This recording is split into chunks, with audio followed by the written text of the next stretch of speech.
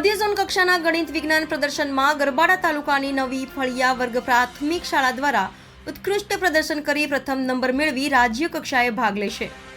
GCERT Gandhinagar પ્રેરિત જિલ્લા શિક્ષણ અને તાલીમ ભવન દાહોદ તથા જિલ્લા શિક્ષણ અધિકારી શ્રી અને જિલ્લા પ્રાથમિક શિક્ષણ અધિકારીની કચેરીના સંયુક્ત ઉપક્રમે મધ્ય ઝોન કક્ષાનું ગણિત વિજ્ઞાન પ્રદર્શન રત્નદીપ ઇન્ટરનેશનલ સ્કૂલ બારિયા ખાતે યોજવામાં આવ્યું હતું, જેમાં મધ્ય ઝોનના દાહોદ, પંચમહાલ, મહીસાગર, છોટાઉદેપુર, ખેડા, આણંદ, વડોદરા જિલ્લાના બાળ વૈજ્ઞાનિકો તથા માર્ગદર્શક શિક્ષકોએ ભાગ લીધો હતો।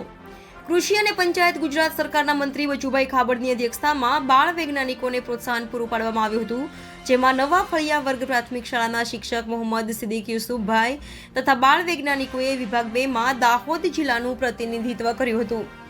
ભવિષ્ય માટે ટેકનોલોજી દ્વારા મુશ્કેલીઓ સામે કેવી રીતે લડી શકાય તે માટેની કૃતિ રજૂ કરી હતી, જેમાં વિભાગ 2 માં પ્રથમ ક્રમ મેળવી દાહોદ જિલ્લા અને ગરબાડા તાલુકા તથા નવા ફળિયા વર્ગ પ્રાથમિક શાળાનું નામ રોશન કર્યું હતું।